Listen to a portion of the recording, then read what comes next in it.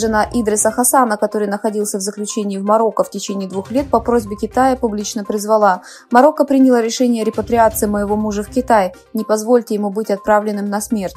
Уйгурский турок Идрис Хасан, проживающий в Турции с 2012 года и направлявшийся в Марокко из Стамбула по туристической визе 20 июля 2021 года, был задержан в Касабланке по запросу Китая. Идрис Хасан, задержанный из-за красного бюллетеня, о нем выпущенного китайской стороной, по-прежнему содержится в центре репатриации в Марокко, несмотря на то, что красный бюллетень был удален после того, как стало известно, что он невиновен. Всемирный уйгурский конгресс провел выставку о геноциде в Праге, а также обсудил геноцид уйгуров в чешском парламенте. В рамках плана Всемирного уйгурского конгресса по распространению информации о геноциде уйгуров среди широких масс в столицах европейских стран 19 июня в Праге началась выставка о геноциде уйгуров. 20 июня президент Всемирного уйгурского конгресса Далкун Иса прибыл в Прагу и провел ряд мероприятий, связанных с уйгурами, в чешском парламенте, который 3 июня 2021 года признал геноцид уйгуров. Турецкие адвокаты членов семей жертв лагерей, которые насильно удерживаются в концлагерях Китая и до сих пор не могут общаться, ранее подали подробное заявление в Совет ООН по правам человека и другие соответствующие механизмы ООН в отношении геноцида в Синьцзяне. В резолюции, объявленной ООН, сообщалось, что в делах Тасиниса Имина, Дильшада Ауралбая, Нигмета Химита миллионы уйгурских турок были заключены в так называемые лагеря перевоспитания в Китае, а китайские власти обнаружили систематические и серьезные нарушения международных и универсальных основных прав уйгурских тюрок.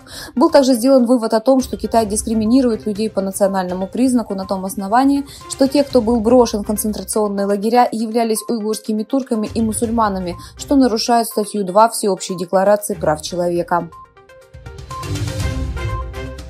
По возражению члена хорошей партии Кюршада Зурлу на вчерашнем заседании парламентского комитета по иностранным делам, соглашение с Палестиной, направленное против уйгурских турок, было снято с повестки дня комиссии.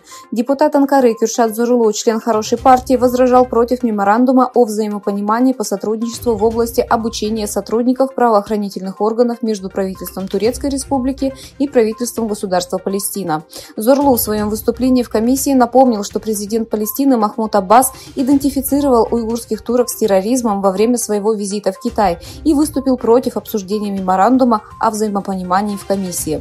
В то же время посольство Палестины в Анкаре заявило, что президент Палестины Махмуд Аббас не делал никаких заявлений относительно уйгурских турок. 19 июня Верховный комиссар ООН по правам человека Волкер Тюрк призвал международное сообщество политически поддержать планы комиссии ООН по правам человека открыть офисы в Китае и Индии. Будучи постоянным членом Совета безопасности ООН, Китай имеет один из худших показателей в области прав человека. В отчете Атлантического совета Iridium Group говорится, что санкции против Китая в результате возможного китайско-тайваньского конфликта могут нанести мировой экономике ущерб в размере $3 триллионов.